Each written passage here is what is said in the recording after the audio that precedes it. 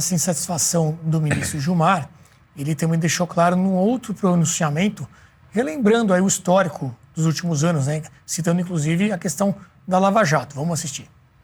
Nesse contexto, e nós estamos num contexto especial já desde 2013, não é? Aquela crise já do governo Dilma, o governo Temer e tudo. Será que o tribunal é a instituição que mais faltou ao Brasil?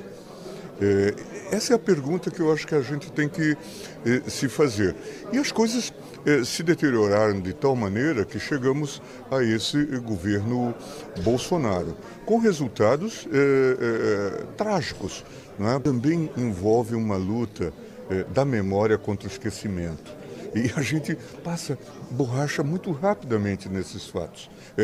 Muitos dos personagens que hoje estão aqui e passam de todos os quadrantes políticos só estão porque o Supremo enfrentou a Lava Jato. Claro, eles não estariam aqui, inclusive o presidente da República. Portanto, é preciso compreender que papel o tribunal jogou. Respondendo à pergunta, o Supremo cometeu erros, o Supremo mais acertou do que errou. E o Brasil muito deve ao Supremo. Ministro, ontem... Luiz Felipe, durante muito tempo houve um debate forte sobre quem acabou com a Lava Jato, né? Se foi o Bolsonaro, se foi o PT, se foi outro caso, outro autor aí desse enfrentamento à Lava Jato. O ministro colocou ali o STF como alguém relevante nesse processo.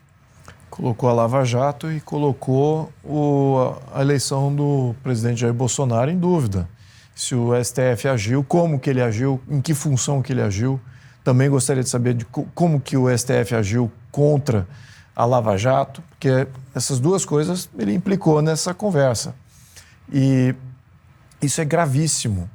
Isso, para nós aqui que acompanhamos a evolução do Estado de Direito, isso aí denota o fim do Estado de Direito.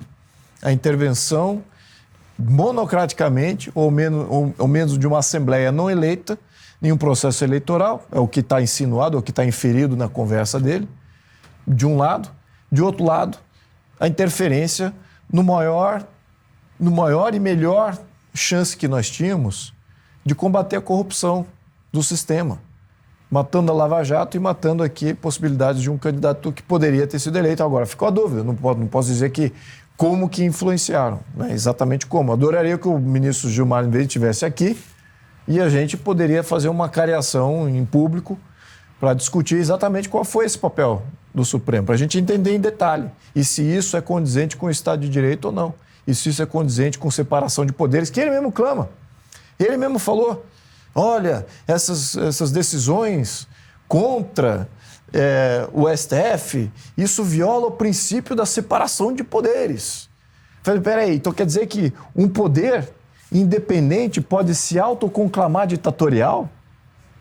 Quer dizer que o princípio da separação de poderes, ele só afeta a organização do Estado no topo, mas cada um dos poderes pode se constituir como uma tirania, uma ditadura, sem transparência nenhuma, com decisão... Então, a meu ver, o princípio da transparência, o princípio da separação de poderes, que ele conclama como sendo o bastião da defesa contra essas medidas do STF, monocráticas do STF, esse princípio permeia toda a organização pública.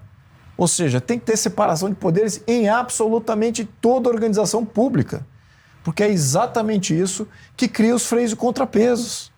É exatamente isso que força as instituições a serem transparentes. E o que ele está dizendo? Não, isso afeta... Está dizendo assim, vamos defender a ditadura que existe dentro do STF, vamos defender essas mini-ditaduras, usando o princípio de separação de poderes, mas não tem nada a ver. É querer embananar aquele que não entende do direito, aquele que não entende da Constituição, aquele que não entende da história, da evolução do Estado. Nós estamos em franca involução do Estado. E eu acho que o ministro Gilmar Mendes deixou patente, com palavras trocadas, dizendo que aquilo foi um grande avanço, que eles é que defenderam a democracia, que eles é que defenderam as instituições, que eles é que defenderam todo o processo eleitoral desde 2013, como ele bem colocou ali. Esse detalhe não me passou despercebido. Foi quando eu comecei a me acordar para ser ativista, 10 anos atrás. Então, eu já estou monitorando o que está acontecendo desde então.